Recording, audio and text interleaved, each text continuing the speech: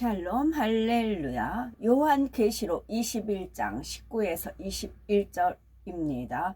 그 성의 성곽의 기초석은 각색 보석으로 꾸몄는데 첫째 기초석은 벽옥이요, 둘째는 남보석이요, 셋째는 옥수요, 넷째는 녹보석이요, 다섯째는 홍마노요, 여섯째는 홍보석이요, 일곱째는 황옥이요, 여덟째는 노곡이요, 아홉째는 다망옥이요, 열째는 비치옥이요, 열한째는 청옥이요, 열두째는 자수정이라.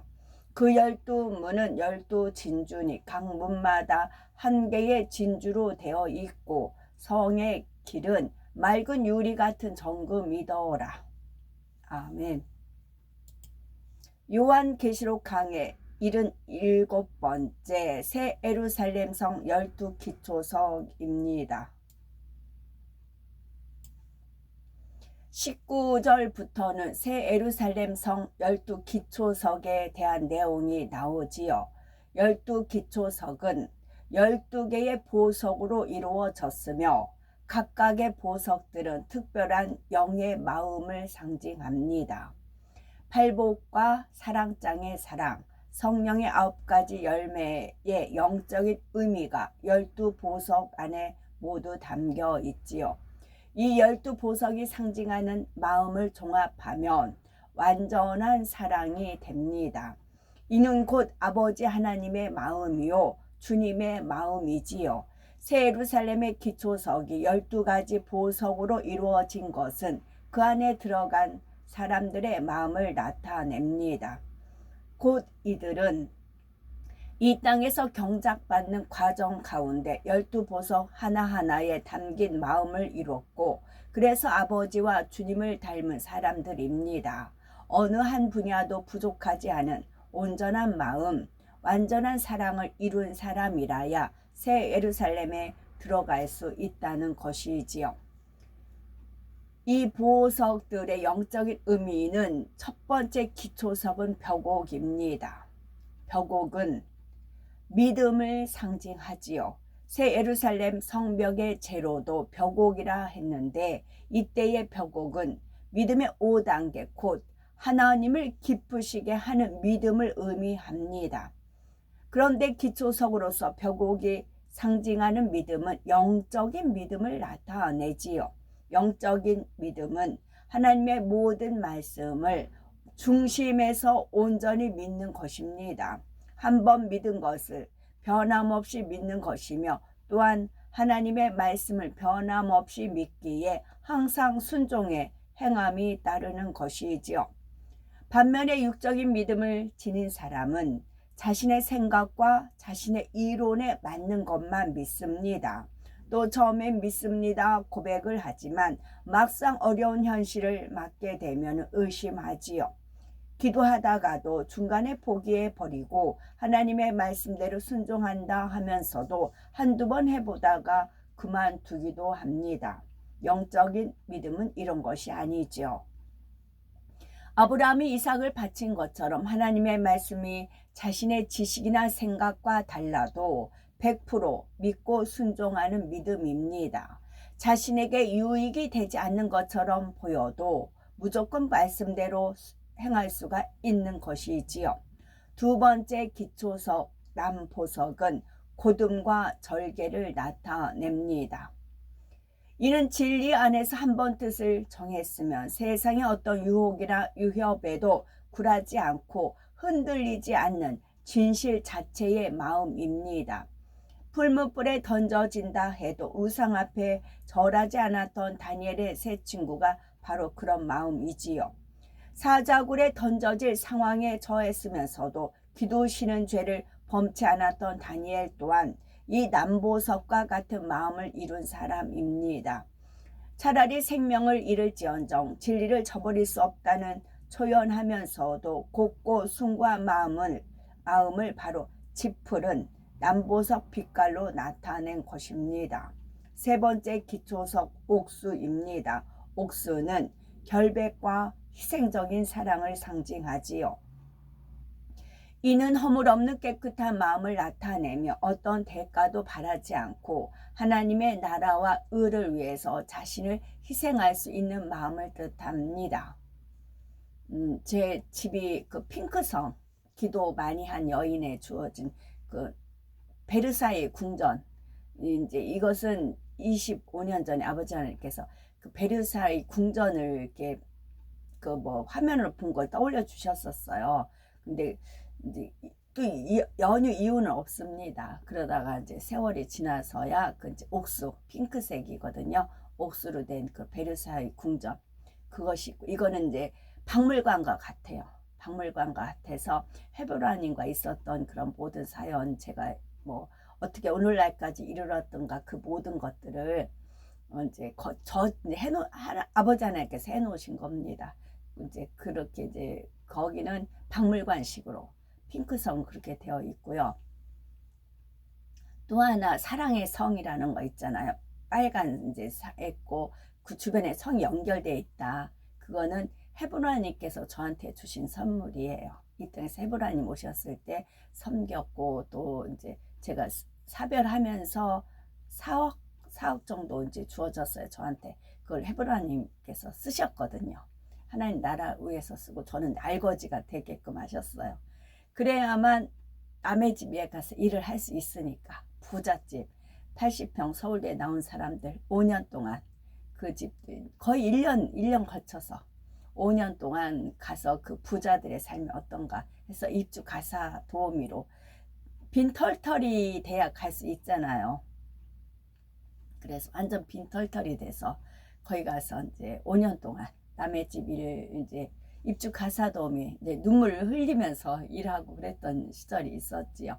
거기 대한 대가로 그 핑크 빨간 성은 주신 겁니다. 사랑의 성이라는 거. 그것을 다시 한번 올릴게요. 핑크 성하고 그거 하고요. 그리고 또 하나가 있습니다. 또 하나 성이 있는데 그건 너무 예뻐요. 그거는 그 누구도 안 옵니다. 어디 유튜브에서 뭐 주님만 온다는. 근데 주님만 오시는 그 성입니다. 그것은 남보석과 옥수로 된 성이에요. 너무 예뻐요. 그 양옥집이라는 거 있잖아요. 옛날에 양옥집 하면 예쁜 진짜 저 푸른 초원에 그림 같은 집을 짓고 완전히 그래요. 거기는 남보석 파란색과 핑크색, 파란색과 핑크색으로 된 집이에요. 아주 멀리서 보면 그거는 이제 그 공간이 아마 틀릴 겁니다. 정말 주님만 오시는 성인데 파랑과 핑크 성이에요. 그 집이 너무 좋아요. 그거는 제가 원하는 집이고, 이제 빨간 이제 사랑의 성 그거는 헤브라님께서 선물로 주신 것이고, 또 이제 핑크 성 그거는 박물관으로 그렇게 되어 있고, 또 이제 욕심을 내라고 선한 욕심을 내라고 말씀드리면은 해저에도 있고 바다 밑에 용궁 있잖아요. 용궁. 그래서 토끼와 자라 그런 동화가 있는 겁니다. 용궁에도 있고 그래요. 쌓는 만큼 정말 계산하고 기억하지도 못하고 그냥 정말 하나님 심부름하는 거다라고 딱 했을 때 하나님께서 노고를 취한다는 그런 식으로 또 이렇게 되어 있는 거지요. 이는 옥수는 결백과 희생적인 사랑입니다. 이는 허물 없는 깨끗한 마음을 나타내며 어떤 대가도 바라지 않고 하나님의 나라와 의를 위해서 자신을 희생할 수 있는 마음을 뜻합니다. 아무 소망도 없는 늙은 시어머니를 섬기며 끝까지 붙쫓았던 모압 여인 룻이 여기에 해당이 되지요.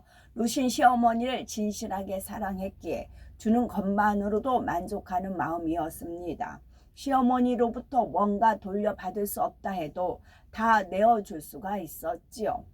육의 사랑은 상대를 위해 희생한 만큼 자신도 상대에게 받기를 원합니다. 기대했던 것만큼 돌려받지 못하면 서운해하며 상처받고 상대를 원망하지요. 그러나 진실한 사랑을 이루면 진리 안에서 내 것을 다 희생하고 내주더라도 돌려받을 것을 기대하지 않습니다. 이처럼 맑고 깨끗한 마음으로 자신을 온전히 희생하는 사랑을 이루어야 새 예루살렘에 들어갈 수가 있는 것입니다. 네 번째 기초석 녹보석은 의와 푸르름, 정의롭고 깨끗함을 상징합니다.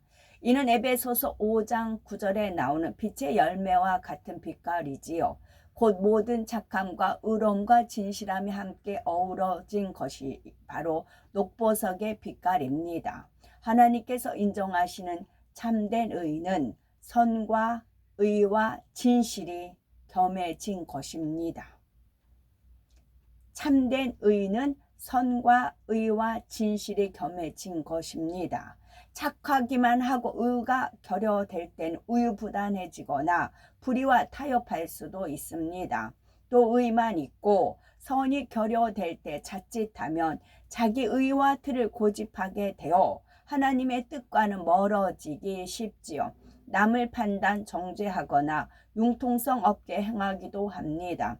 옳고 그름을 따지는 데만 치중하여 생명을 살리지 못하는 경우가 생기기도 하지요.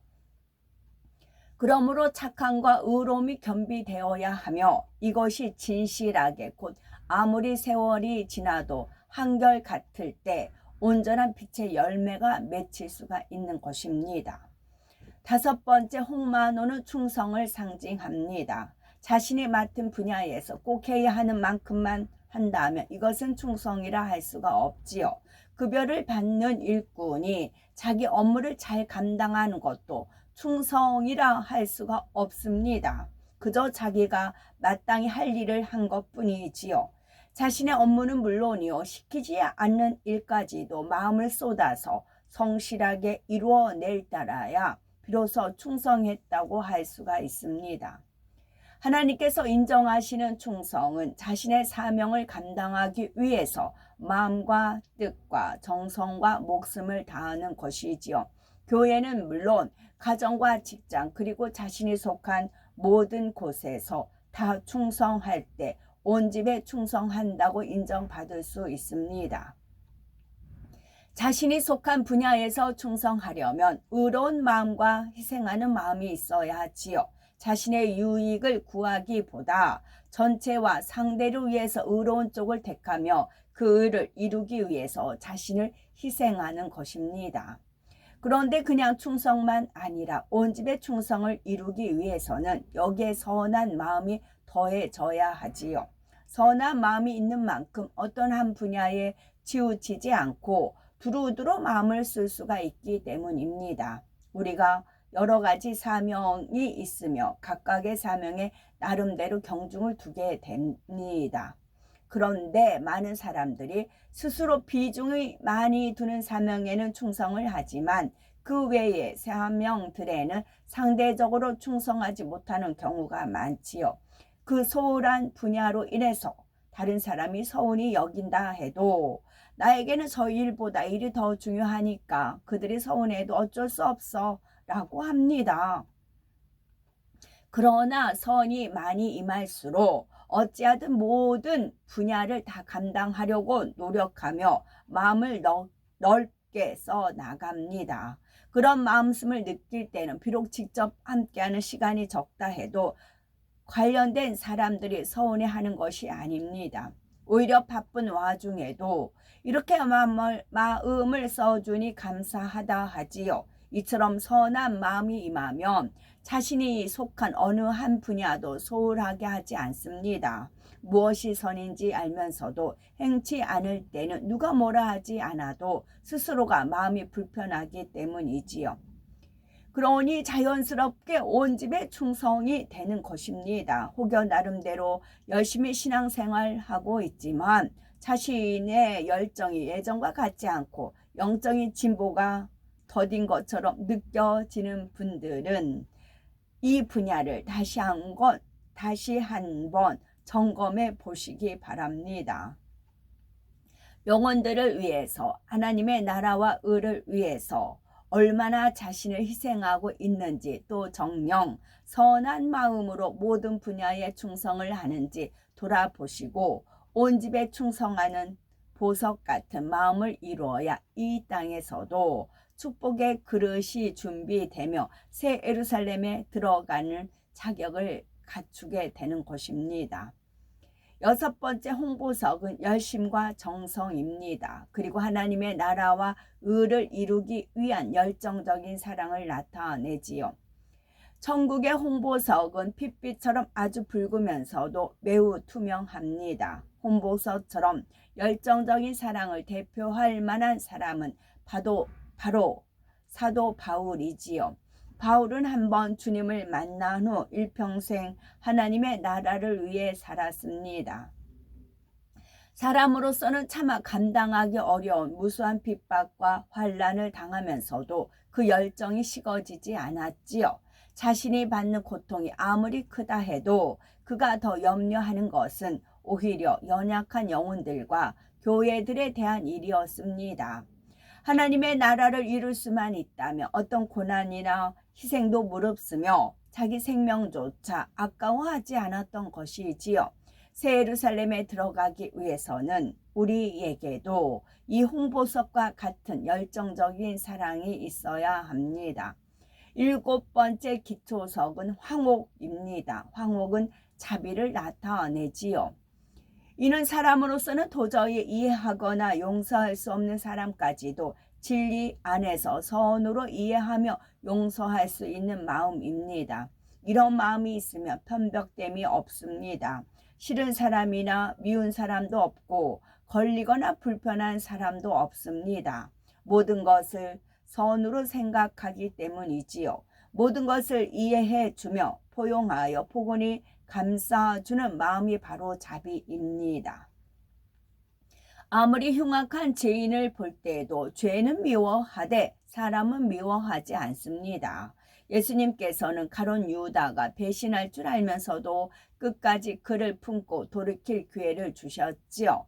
또한 스데반은 돌에 맞아 순교하면서도 자기를 돌로 치는 사람들을 위해서 오히려 용서를 구했습니다. 이와 같은 자비의 마음을 이룬 사람이라야 새 예루살렘에 들어갈 수가 있는 것입니다. 여덟째는 노곡의 마음인데, 노곡은 하나님의 나라와 의를 이루기 위해서 범사에 오래 참는 마음입니다. 이는 억지로 힘들게 참는 것이 아닙니다. 마음에 악이 없고 오직 선만 가득하여 참는다는 말조차 필요가 없는 참음이지요. 하나님의 약속이 열매로 드러나기까지 큰 역경을 만나도 참아내며 아무리 오랜 세월이 걸려도 끝까지 인내합니다. 어떤 영혼을 전도하거나 갈무리할 때도 그가 변화될 것을 믿고 견디며 끝까지 참아주지요. 또 자기 마음을 할례할 때도 마침내 성결의 열매를 딸 때에도 오래 참습니다. 스스로가 변화가 더딘 것처럼 보일지라도 낙심하는 것이 아니라 하나님을 믿고 감사하면서 끝까지 읽어갑니다. 이렇게 오래 참아서 마침내 거두는 열매가 바로 새 예루살렘의 영광인 것이지요. 아홉째 다망옥은 양선을 나타냅니다. 양선은 성령 안에서 선을 추구하는 마음이지요. 이는 세상의 양심과 비슷한 말입니다. 양심은 옳고 그름이나 선과 악을 판단하는 자기 나름의 기준이지요. 그런데 세상 사람들의 양심은 시대마다 나라마다 개인마다 달라집니다. 반면 양선의 마음이 선악을 분별하는 기준은 변함이 없는 하나님 말씀이지요. 오직 하나님께서 보시기에 선한 것을 추구하는 것입니다. 그런데 마음으로만 선을 추구하는 것이 아니라 그 선이 겉으로 드러날 때라야 진정으로 양심이 임했다고 말할 수가 있습니다. 곧 마음의 선을 사모하는 만큼 모든 말도 덕스럽고 행실도 은혜로워서 선한 그리스도의 향기를 바라게 되지요. 선한 사마리아인과 같이 선한 일을 행함으로 자신의 도움이 필요한 사람들에게 은혜를 베풀어 줍니다. 누구에게도 들레거나 부딪히지 않습니다. 악하고 화평을 깨는 사람들을 봐도 그들 외면하거나 깎아버리려고 하지 않습니다. 상한 갈대도 꺼져가는 심지도 궁일이 여기신 예수님의 마음으로 선하게 대하지요. 이런 양선의 마음이 있을 때 새 예루살렘에 들어갈 수가 있는 것입니다. 10번째 빛이 혹은 절제를 상징합니다. 아무리 몸에 좋은 음식이라 해도 과식하면 오히려 달이 나지요. 운동이 건강에 좋다고는 해도 절제하지 못하면 오히려 해가 되기도 합니다. 육적인 분야만 아니라 영적인 분야에서도 마찬가지지요. 아무리 좋은 것이라 해도 질서를 쫓아 절제가 이루어져야 되는 것입니다. 기쁨도 사랑도 절제해야 할 때가 있는 거지요. 성령의 주관을 받아 어떤 일을 한다 해도 무조건 즉각적으로 추진하는 것이 아니라 정확한 때와 방법까지 주관을 받아야 합니다. 비록 영으로 들어온 사람이라 해도 절제를 통한 모든 분야가 전체적으로 아름답게 조화를 이루도록 해야 합니다. 더구나 아직 영으로 들어오기 전이라면 육신의 정욕을 철저히 절제하고 오직 성령의 소욕을 쫓아야 하는 것입니다. 11번째 기초석 청옥은 청결함을 상징합니다. 이는 마음에 죄가 없는 상태, 즉 어떤 흠도 점도 티도 없는 깨끗한 마음을 나타내지요. 우리가 몸을 청결히 하려면 물로 씻듯이 마음을 청결하게 할 때도 영적인 물로 씻어야 합니다. 곧 하나님의 말씀으로 정결케 해야 하지요. 히브리서 10장 22절에 우리가 마음의 뿌림을 받아 양심의 악을 깨닫고 몸을 맑은 물로 씻었으니 참마음과 온전한 믿음으로 하나님께 나아가자 했습니다. 예를 들어서 하나님의 말씀에 버리라 하지 말라 하신 대로 순종하면 점점 마음에서 비진리와 악이 씻겨 나갑니다. 또한 하라 지키라 하신 말씀대로 순종하면 계속해서 맑은 물을 공급받는 것과 같아서 세상 죄악에 다시 물들지 않고 늘 깨끗한 마음을 유지할 수가 있습니다. 순진한 어린아이의 맑은 눈빛을 바라보면 보는 사람의 마음도 상쾌해지지요. 마음이 청결한 자녀들을 바라보실 때 하나님의 마음도 그러합니다. 자꾸 보고 싶고 더 함께하고 싶어지지요. 이처럼 함께하고 싶으시기에 새 예루살렘으로 하나님 보호자 가까이로 이끌어 들이시는 것입니다.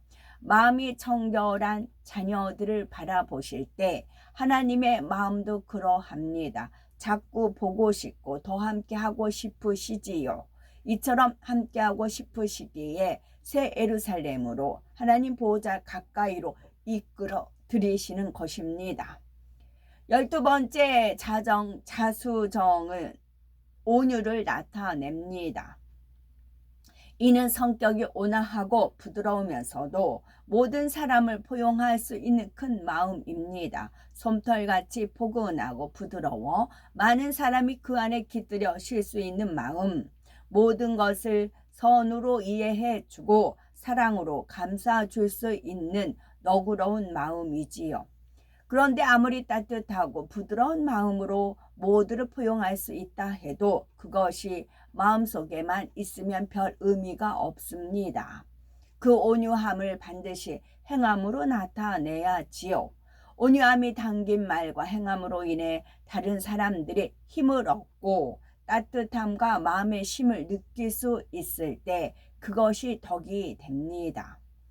덕 있는 사람은 영적인 권세를 갖게 됩니다. 많은 사람들의 마음을 사서 진리로 생명으로 인도할 수가 있는 것이지요. 모세가 바로 이런 마음이었기에 수백만의 이스라엘 백성들이라도 능히 이끌어 갈 수가 있었습니다. 믿음, 고듬, 희생, 정의, 충성, 열정, 자비, 오래 참음, 양선, 절제, 청결, 온유 등 이 모든 영의 마음을 종합하면 완전한 사랑입니다. 새 예루살렘의 기초석도 또 성 안에 집을 꾸미는 보석들도 단순히 예쁘고 화려하다 해서 아무 보석이나 가져다 쓴 것이 아닙니다. 그 하나하나에 하나님의 섭리가 깃들여 있지요. 또한 우리가 다시 한번 기억할 것은 새 예루살렘의 보석들은 이 땅의 보석들과는 광채나 아름다움이 다르며 이름도 다르다는 사실입니다. 하나님께서는 보석 하나하나를 만드실 때 그 안에 영적인 의미를 담아서 그 의미에 맞는 색과 광채를 나타내셨지요. 예를 들어서 하나님의 나라를 위한 열정적인 사랑을 상징하기 위해서는 그 의미를 잘 표현할 수 있는 빛빛처럼 붉고 투명한 보석을 만드셨습니다. 우리가 이 보석을 보기만 해도 하나님을 위하여 불타오르는 열정이 연상이 되지요. 또한 그 열정으로 인해 우러나는 고귀한 충성의 행함이 떠올라서 감동을 받을 수가 있는 것입니다. 그처럼 영광스러운 빛과 광채들을 이 땅의 보석에서 어찌 느낄 수 있겠습니까? 이러한 보석들 하나하나에 하나님께서는 천국의 언어로 아름다운 이름을 붙여주셨습니다. 그 이름이 각 보석의 빛과 결합되어 보석 자체의 위엄과 자랑이 되는 것이지요. 그런데 이 천국의 보석들이 얼마나 아름다운지를 이 땅의 언어로 하나하나 묘사하기도 어렵고 천국에서 불리는 보석의 이름들을 알려준다 해도 우리가 이해할 수가 없습니다. 그러므로 요한은 후세 사람들이 최대한 이해하기 쉽도록 이 땅의 보석 중에서 가장 비슷한 보석의 이름으로 기록한 것이지요.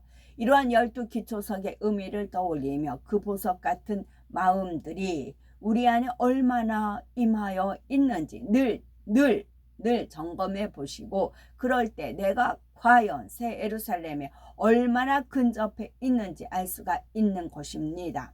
21절에 그 12문은 12진주니 문마다 한 진주여 성의 길은 맑은 유리 같은 정금이더라 했습니다. 성벽이 높고 두꺼운 만큼 이 12개의 문도 매우 크기 때문에 가까이에서 보면 한참을 올려다 봐야 할 정도입니다. 큰 아치형의 문 전체가 영롱한 빛을 내는 거대한 하나의 진주로 만들어져 있고 황금 보석으로 된 손잡이가 달려 있습니다.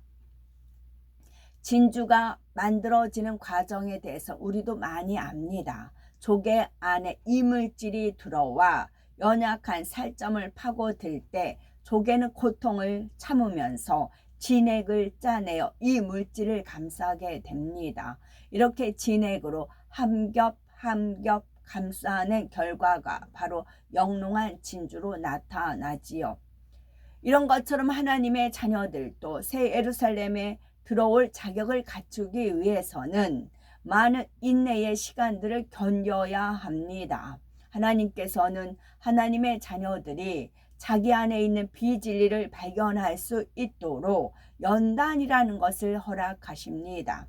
곧 여러 가지 환경 속에서 자신의 죄악을 발견할 수 있도록 기회를 주시는 것이지요.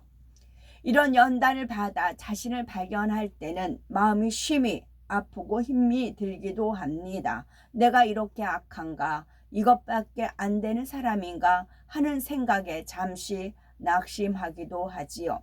그럴 때도 힘을 내어 기도하고 금식하며 진액을 짜내어 하나님께 매달릴 때 하나님께서는 은혜와 능력을 주십니다. 한 커플씩 미움을 벗겨내는 만큼 사랑이 맺혀가지요. 힘을 다해서 혈기와 감정을 벗겨내는 만큼 온유가 맺혀갑니다. 이렇게 자신의 죄악을 벗어버리기 위해 진액을 다해 노력할 때 결국에는 성결된 영의 마음을 이루게 됩니다. 자녀들이 연단받고 고통받을 때는 누구보다도 아버지 하나님의 마음이 아프시지요. 그런데도 이 과정을 허락하시는 이유는 자녀들을 너무나 사랑하시기 때문입니다.